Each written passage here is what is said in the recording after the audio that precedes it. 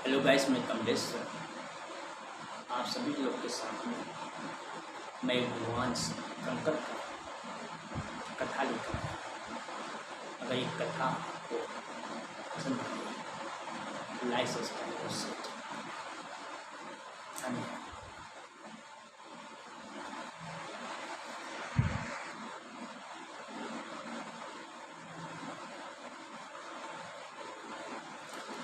आज हम आपको भगवान शंकर की बहुत ही अद्भुत कहानी सुनाने जा रहे हैं।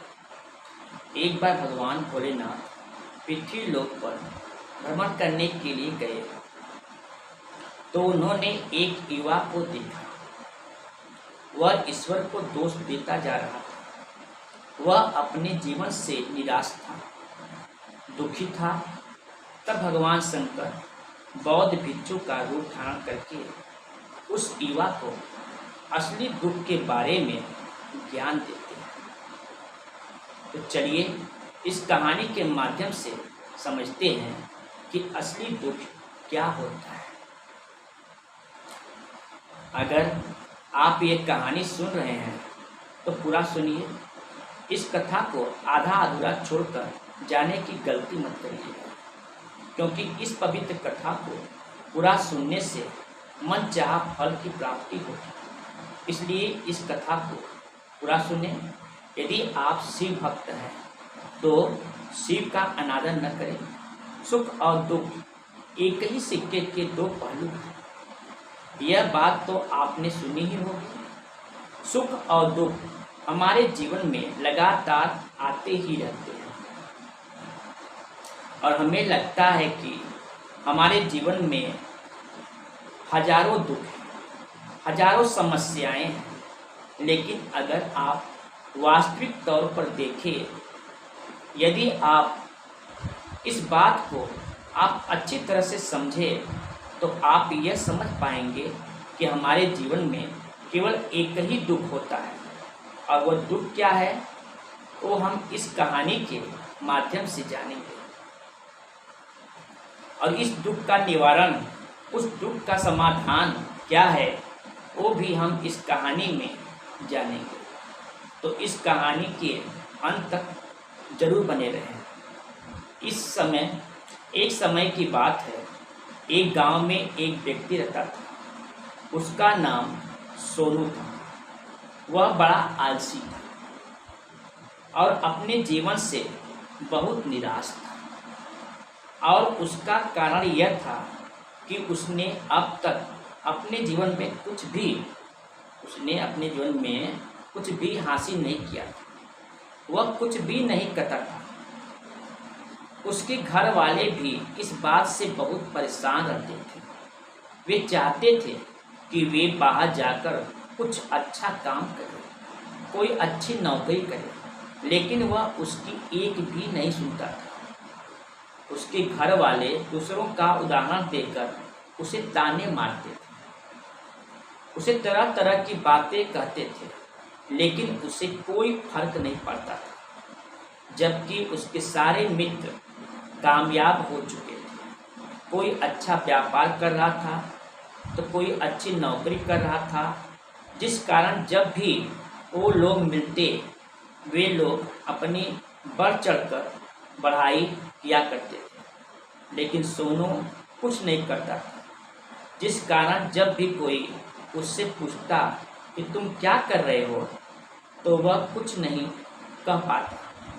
उसे यह कहने में बहुत शर्म महसूस होती थी कि वह कुछ भी नहीं करता। वह हमेशा सबसे केवल एक ही बात करता था कि मैं कोशिश कर रहा हूँ, लेकिन उसके कोशिशों का कोई भी फल किसी को नजर नहीं आ रहा था। देखते ही देखते ऐसा समय आ चुका था कि सोनू सभी से मुंह छिपाता फिरता था, ताकि कोई यह न पूछ ले कि तुम क्या करते हो, जिस कारण वह कभी किसी के सामने भी नहीं आता था। धीरे धीरे उसका मन दुखी होने लगा। वह बहुत निराश रहने लगा। उसे अब ऐसा प्रतीत होता था मानो वह धरती पर बोझ है, जिस कारण वह अपने आप को बहुत अकेला महसूस करता, बहुत तन्हा महसूस करता। एक दिन तो उसके मन में ये भी विचार उत्पन्न होने लगा कि मेरे हाथों में कुछ नहीं है, तो मैं क्या कर सकता हूँ। अकेले बैठकर वह रोता रहा और भगवान को दोष देता रहा। एक दिन छुपाता वह घर से निकलकर कहीं जा रहा था। तभी उसने रास्ते में देखा कि एक बौद्ध भिक्षु लोगों को प्रवचन दे रहे हैं और प्रवचन में वह दुख की बातें कर रहे हैं। सोनू कुछ देर के लिए अपना मुंह छिपाकर वहीं पर खड़ा हो गया ताकि उसे कोई देख न ले, और चुपचाप उन भिक्षुओं की बातें सुन रहा था। बौद्ध भिक्षु सभी को प्रवचन में कह रहे थे कि दुख हमारा सबसे बड़ा साथी है। हमें दुख अपने जीवन के बारे में समझाता है और हमें सही जीवन जीने का तरीका बताता है। ये हमारे गुरु की तरह है जिससे हमें सीखना चाहिए। आप चाहे तो अपने जीवन में दुखों को अपना गुरु बना सकते हैं और उससे सीख सकते हैं।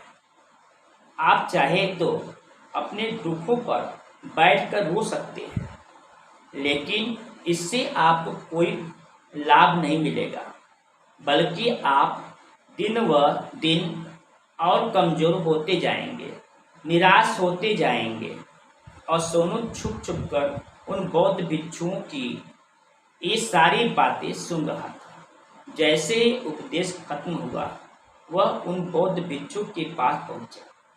वह उन्हें प्रणाम करके कहता है कि हे महात्मा, अभी आप कुछ देर पहले दुख को गुरु बता रहे थे। आप कह रहे थे कि दुखों से हमें सीखना चाहिए, हमें उन्हें अपना गुरु बनाना चाहिए। लेकिन मैं भी तो अपने दुखों से परेशान हूँ, अपने जीवन से परेशान हूँ।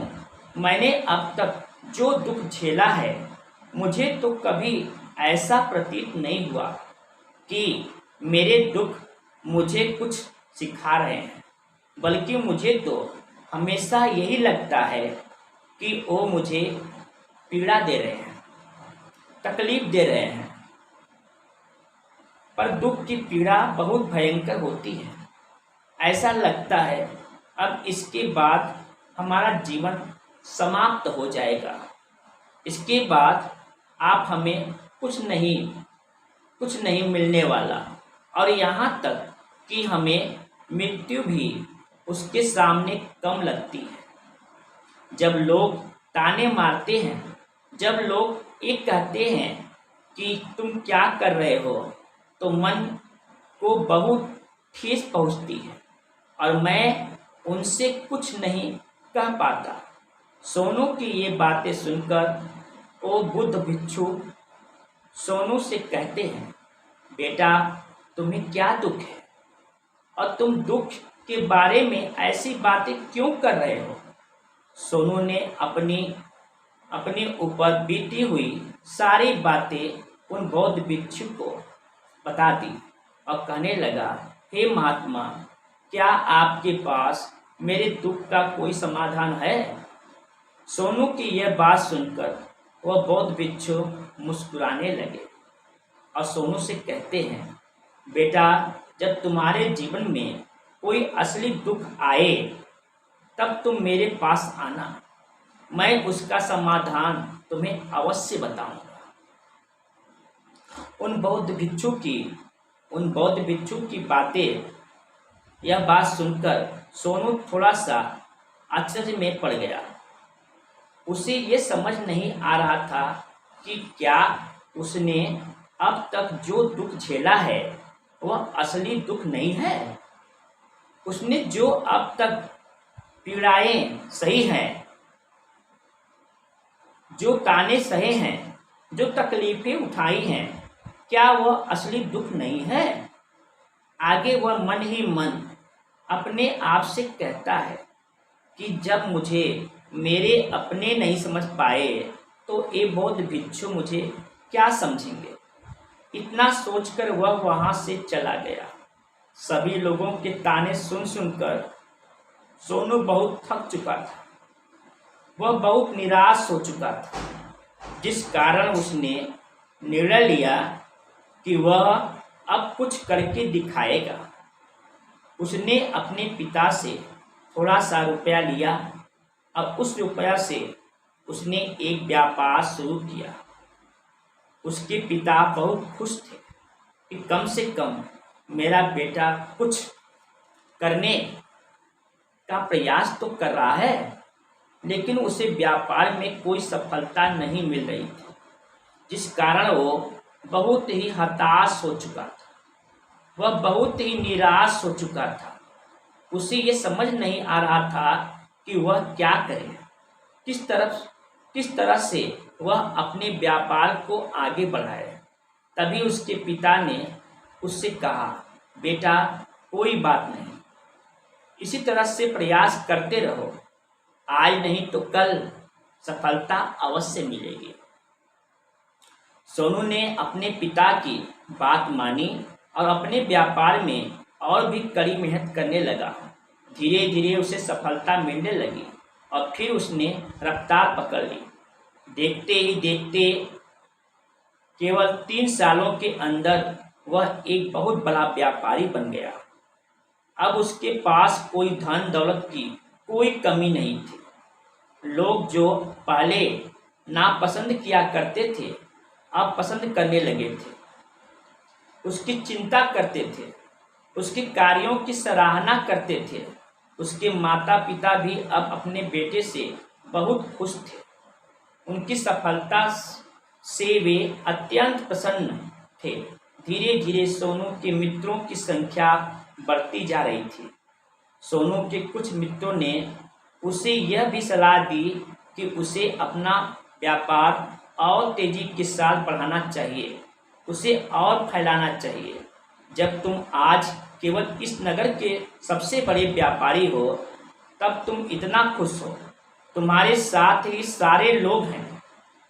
वहीं पर तुम सोचो कि तुम इस राज्य के सबसे बड़े व्यापारी बन जाओगे, तब तुम्हारे यहाँ पर लोगों की भीड़ लग जाएगी। लोग तुमसे मिलने के लिए समय निकालेंगे।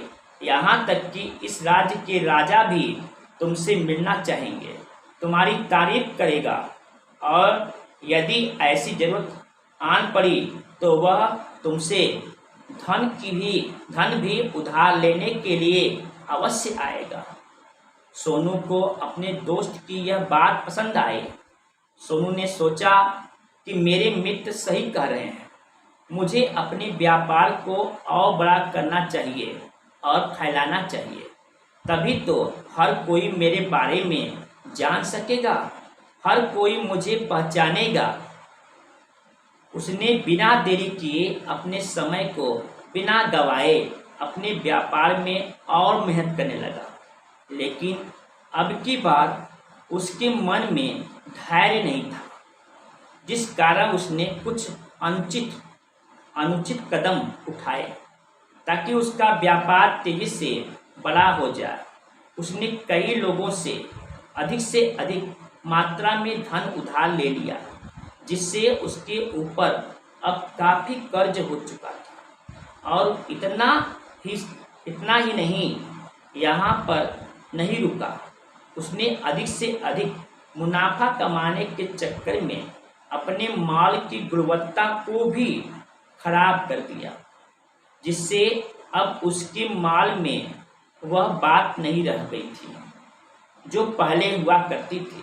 लेकिन वह अपने मित्रों की बात सुनता रहा। जैसा उसके मित्र कहते थे वह वैसा ही करता चला जा रहा था, यहाँ तक कि वह अपने व्यापार की ओर भी तीव्रता से बढ़ने के लिए अपने छोटे व्यापारियों के खिलाफ षड्यंत्र भी रचने शुरू कर दिए, जिस कारण उसके मन में अब पहले जैसा वह सुकून नहीं था। उसे अब रातों को नींद नहीं आती थी। वह केवल एक ही विचार में लगा रहता था कि किस तरह उसका व्यापार पूरे राज्य में फैल जाए और वह इस राज्य का सबसे बड़ा व्यापारी बन जाए।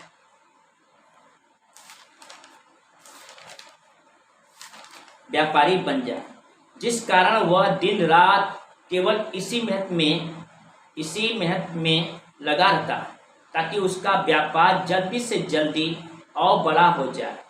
जबकि अब उसके पास सब कुछ था, धन दौलत, अच्छा घर, गाड़ियां, नौकर चाकर, सभी सुख सुविधाएं, लेकिन उसके बावजूद भी वह उन चीज़ों का लाभ नहीं उठा पा रहा था, क्योंकि उसका पूरा ध्यान केवल अपने व्यापार को और उन्नति पर ले जाना था। एक दिन सोनू अपने रथ पर बैठकर एक मार्ग से होकर गुजर रहा था। तभी रास्ते में गुरुवर का आश्रम आया। यह देखकर वह उन बौद्ध भिक्षु के पास गया और बौद्ध भिक्षु से कहने लगा, हे महात्मा, आपने कहा था कि जब मेरे जीवन में कोई असली दुख आए तब मैं आपके पास आऊं। इस कारण मैं यहाँ पर आया हूँ। आज मैं बहुत दुखी हूँ। मैं रातों को सो नहीं पा रहा हूँ। मेरे पास सब कुछ होते हुए भी मैं उसका आनंद नहीं उठा पाता। उसने अपनी सारी बातें एक एक करके बौद्ध भिक्षु को बता दी। तभी वह बौद्ध भिक्षु सोनू से कहते हैं, बेटा, जब तुम पहली बार आए थे तब भी तुम बहुत दुखी थे, लेकिन अब तुमने अपने दुख से क्या सीखा था? इसके जवाब में सोनू बौद्ध भिक्षु से कहता है, हे महात्मा, जब मैं अपने जीवन में कुछ नहीं कर पा रहा था तब मैं अपने दुखों से यह सीखा था कि केवल सोचने मात्र से कुछ नहीं होगा।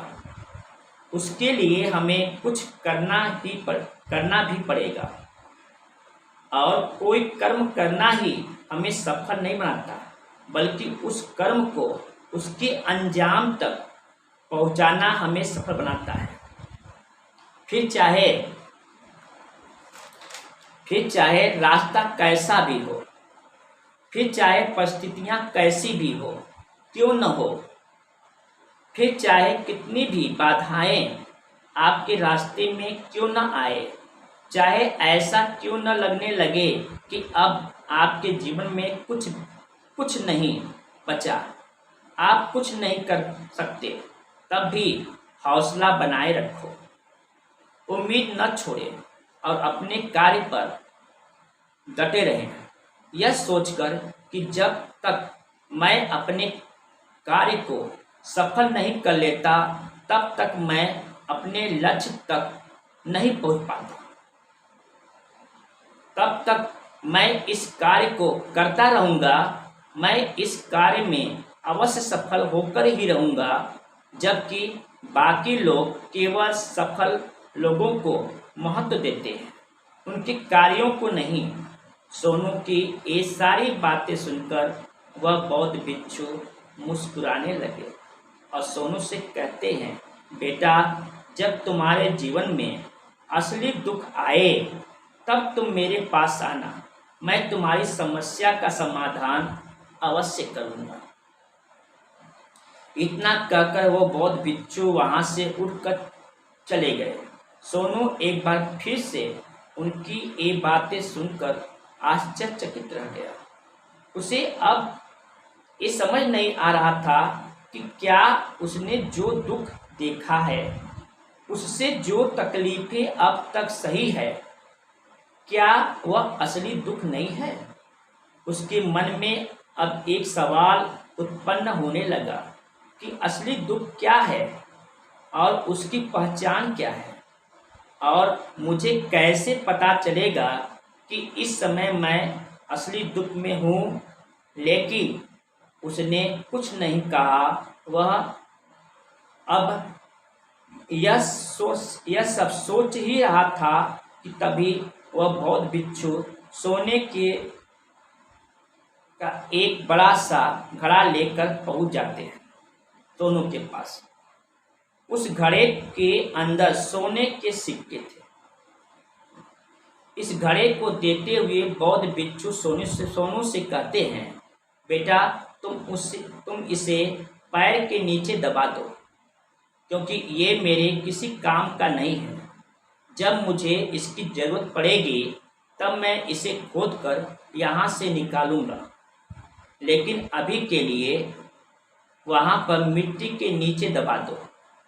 सोनू ने उस बौद्ध भिक्षु की बात मानी और वह घड़ा पैर के नीचे मिट्टी में दबा दिया। इतना करके वह गुरुवर को प्रणाम करके और वहाँ से वापस अपने घर की ओर लौट जाता है। धीरे धीरे समय बीतता गया। समय के साथ साथ सोनू व्यापार में और भी ज़्यादा उन्नति कर चुका था, लेकिन माल की गुणवत्ता अच्छी न होने के कारण अब उसके व्यापार में घाटा होने लगा। और वो धीरे धीरे ऐसा समय आया कि उसका व्यापार पूरी तरह से चौपट हो गया।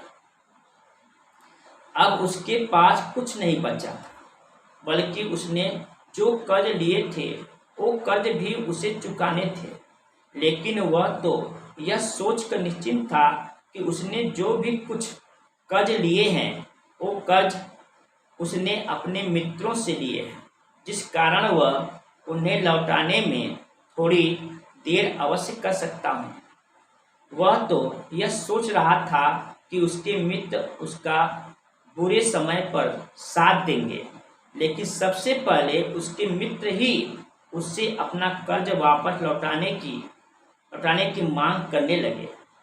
तब सोनू को एहसास हुआ कि कोई भी अपना नहीं है। उसने अपने मित्रों से उस कार्य को लौटाने के लिए थोड़ी से मोहलत मांगी, लेकिन सोनू के किसी भी मित्र ने उसे कर्ज लौटाने के लिए वह मोहलत नहीं दी, बल्कि वे लोग उसे जान से मारने की धमकी देने लगे। अपने मित्रों के मुंह से यह सब सुनकर सोनू बहुत ही आश्चर्यचकित रह गया। वह जो कुछ सोच रहा था सब कुछ उल्टा पड़ गया।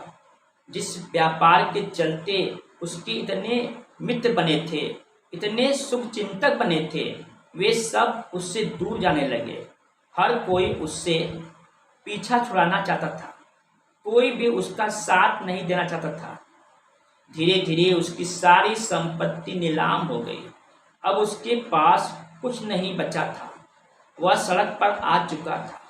उसने हार मानकर अपने माता पिता से कहा, पिताजी मेरी मदद कीजिए, मेरे ऊपर बहुत कर्ज है, मुझे उसे लौटाना है, कृपया करके मुझे थोड़ा सा धन दे दीजिए।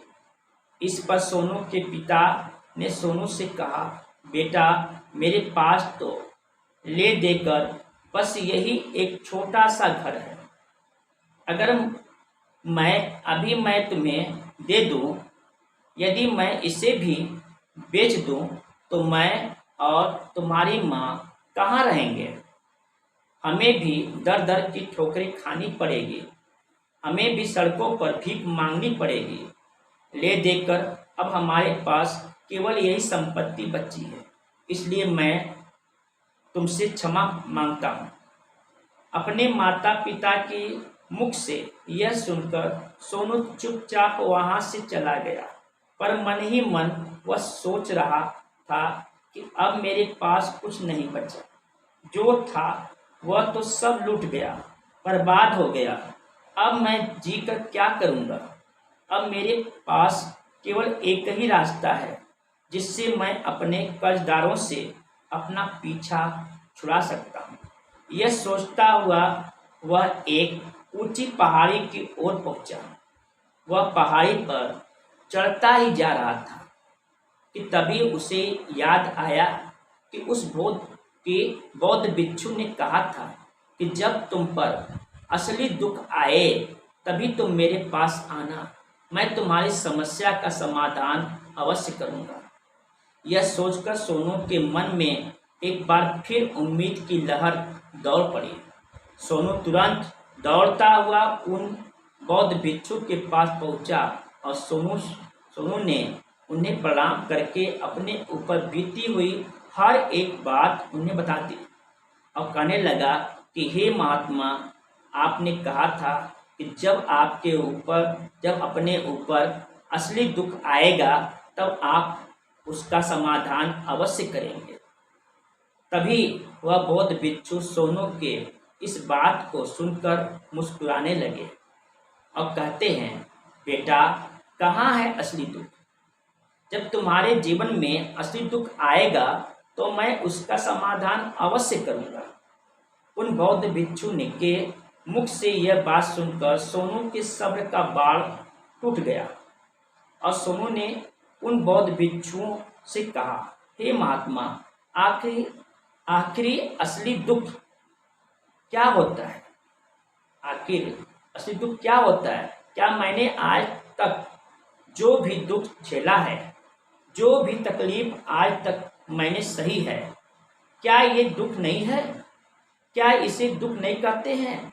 तभी वह बौद्ध भिक्षु सोनू से कहते हैं, बेटा, पहले तुम मुझे ये बताओ कि तुमने अपने दुख से क्या सीखा है।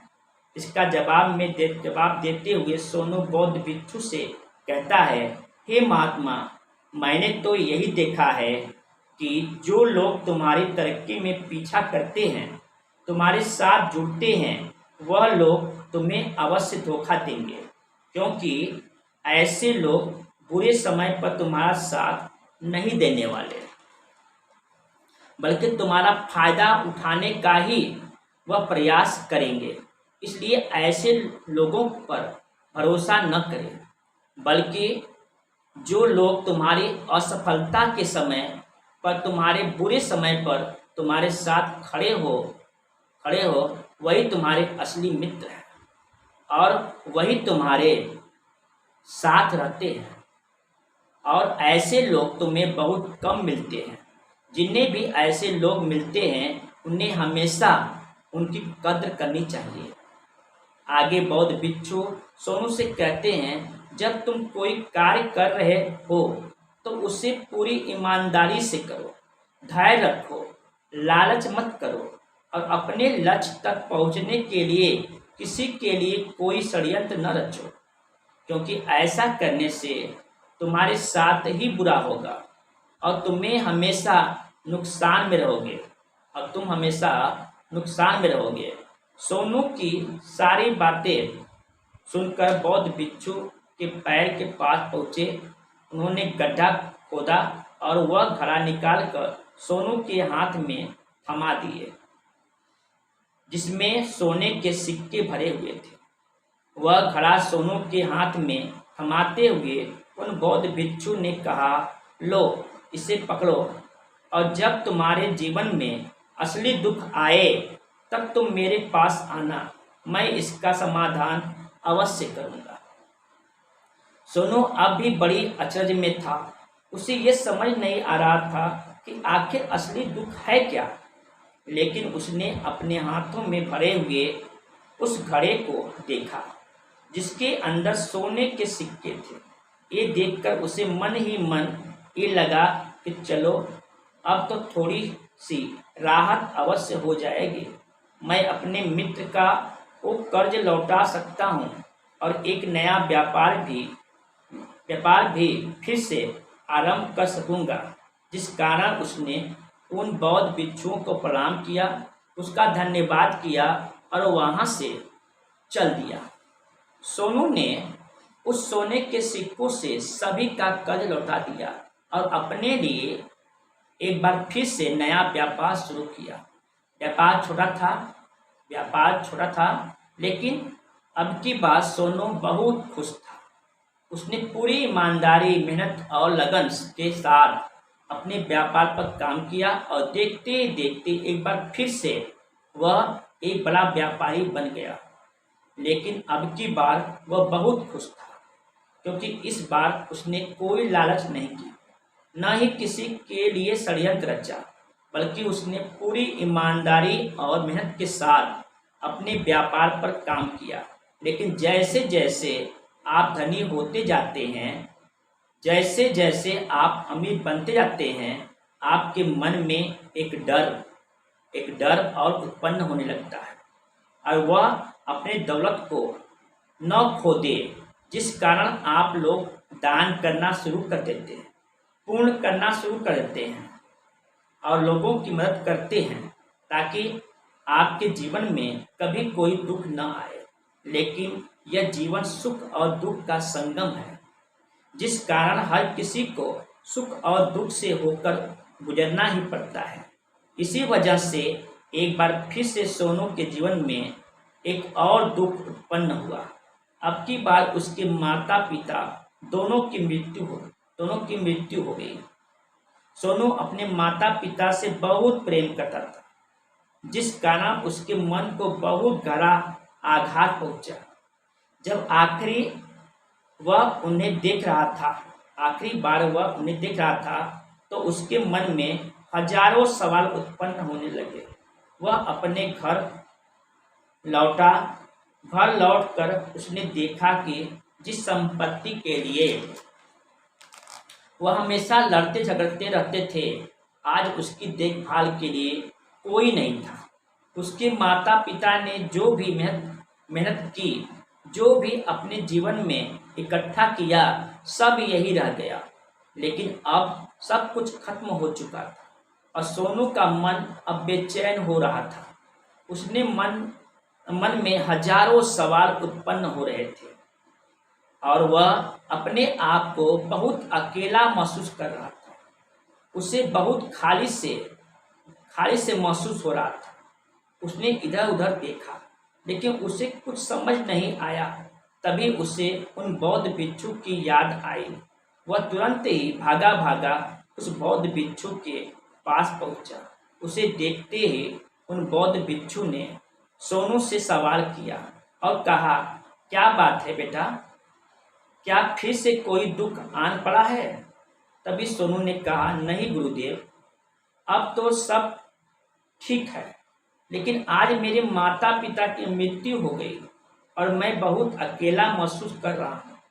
मैं बहुत दुखी महसूस कर रहा हूँ, जैसे कुछ खाली सा है, जैसे कुछ अकेलापन सा है। तभी वह बौद्ध भिक्षु सोनू से कहते हैं, बेटा, इसमें दुखी होने वाली बात क्या है? यह तो जीवन है, एक दिन तो सभी को जाना है। यहाँ पर कोई भी रहने नहीं आया और न ही कोई रहेगा। हम सब एक न एक दिन मृत्यु को प्राप्त हो ही जाएंगे, और मृत्यु कब आएगी ये किसी को नहीं पता। हो सकता है कि तुम्हारी मृत्यु कल ही हो जाएगी या फिर आज और अभी। यह सुनकर सोनू आश्चर्यचकित रह गया। उसने उन बौद्ध भिक्षु से कहा, हे महाराज, आप ये क्या कह रहे हैं? मैं तो अभी जवान हूँ और मुझे तो अभी अपनी पूरी उम्र जीना है। मैं तो जीना चाहता हूँ, कुछ करना चाहता हूँ, और आप कह रहे हैं कि मैं कभी भी मृत्यु को प्राप्त हो सकता हूँ। इस पर बौद्ध भिक्षु सोनू से कहते हैं, बंदे, इस भ्रम में मत रहना कि मृत्यु केवल बूढ़ों को ही आती है। बूढ़ों के सामने तो उनके जवान बच्चों तक मर जाते हैं। मृत्यु कभी किसी की उम्र देखकर नहीं आती और न ही किसी को बता कर आती है। उन बौद्ध भिक्षु के मुख से इस सारी बातें सुनकर सोनू और भी ज्यादा बेचैन हो गया और वह चुपचाप वहां से चला गया। उसके मन का वह खालीपन अब भी वैसे ही था। अब भी वह अपने आप को बहुत अकेला महसूस कर रहा था। उसके बाद से उसका मन अपने व्यापार में भी नहीं लगता। जब भी वह कोई कार्य करता तो उसके मन में ढेर सारे प्रश्न उठने लगते हैं। वो क्या कर रहा है, क्यों कर रहा है, और इस कार्य को क्यों क्यों किया? उसके मन में अब एक और प्रश्न उत्पन्न होने लगा था। क्या हम यहाँ पर केवल इसलिए आते हैं कि इस जीवन को भूल जाएं और एक दिन मृत्यु को प्राप्त हो जाएं? वह यह समझ नहीं पा रहा था कि जीवन का असली मतलब क्या है। उसने कई विद्वानों से पूछा, अपनी तरह से जो मुमकिन हो सकता था खोजबीन की, लेकिन उसे कोई भी जवाब नहीं मिल पा रहा था। जब उसे कोई जवाब नहीं मिला तो उसका दुख और भी बढ़ गया, जिस कारण उसके मन की बेचैनी और भी बढ़ चुकी थी और उसे यह समझ नहीं आ रहा था कि वह क्या करे, कहाँ जाए और किससे पूछे। तभी उसे फिर से उन बौद्ध भिक्षु की याद आई। वह एक बार फिर से उन बौद्ध भिक्षु के पास पहुंचा और उसने अपने मन की सारी बात उन गुरुवर को बता दी।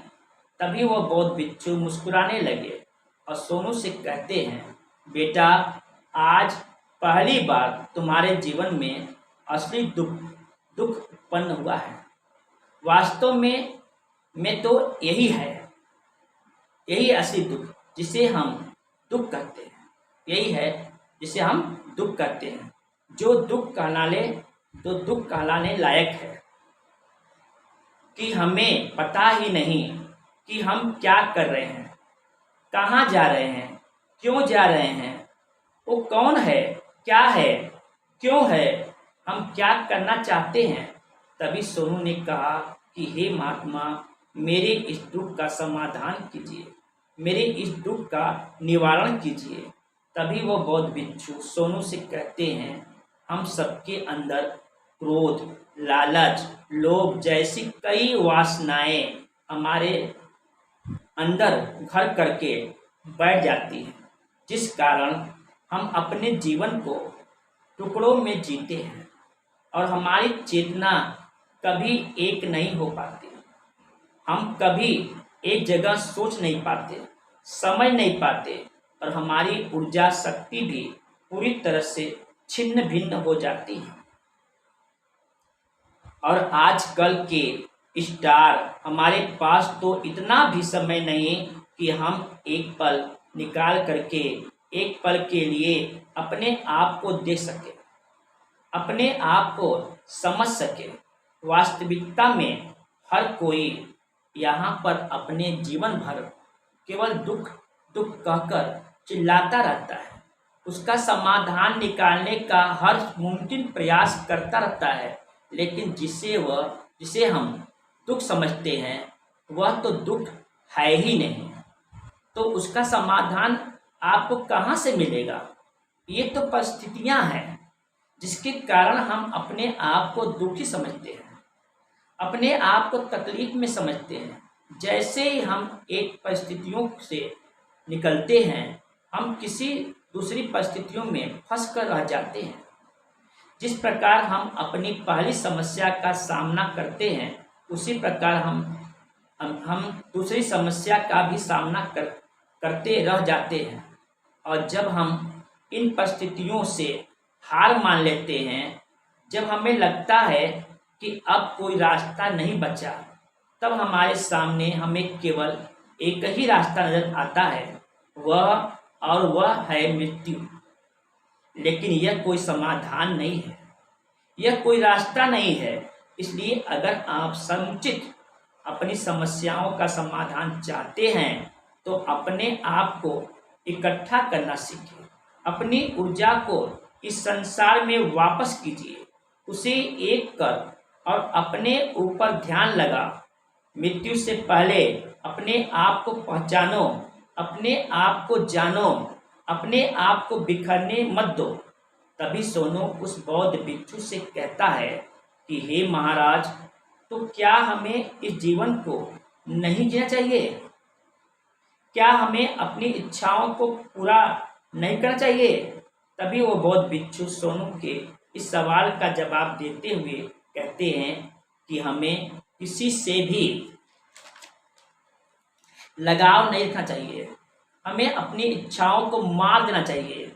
हमें संपत्ति इकट्ठा नहीं करना चाहिए, क्योंकि हम मनुष्य की इच्छाएं, कामनाएं, वासनाएं ऐसी होती हैं जैसे मानो कि एक पर्वत से गिरता हुआ झरना, जिस पर किसी का नियंत्रण नहीं, सिवाय देखते रहने के और परेशान होने के।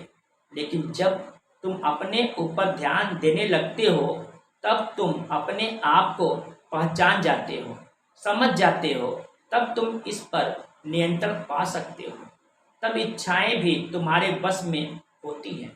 तब तुम चाहो तो अपनी इच्छाओं की पूर्ति अवश्य कर सकते हो। गुरुदेव की ये सारी बातें सुनकर सोनू ने गुरुदेव से कहा कि हे महाराज, आपका बहुत बहुत धन्यवाद। आपने मेरी सबसे बड़ी समस्या का समाधान आज कर दिया है। मैं आज से अपने आप को एकत्र करूंगा। गुरुदेव, मानव शरीर में बहुत ऊर्जा है, बहुत शक्ति है, पर वह बेकार के कामों में लग जाती है, जिस कारण हमारा जीवन भी बेकार की चीज़ों में लगा रहता है। लेकिन हम कभी भी इस बात पर अपना ध्यान नहीं देते, हम कभी भी अपनी ऊर्जा को केंद्रित नहीं करते, अपने ऊपर कभी ध्यान नहीं देते। हमारा जीवन भी कुछ ऐसा ही है। हम अपने जीवन में हमेशा अपने आप से, ऊपर वाले से सवाल करते रहते हैं कि हमारे जीवन में इतना दुख क्यों है। हम सभी के मन में ये सवाल तो अवश्य ही उठता है, और इसका जवाब है वह ईश्वर यह चाहता है कि हम अपने जीवन में अंतिम दुख तक पहुँचे, उस गहराई तक पहुँच सके जहाँ पर हमें यह पता चल सके कि हमने अभी तक अपने आप को नहीं जाना, अपने आप को नहीं पहचाना।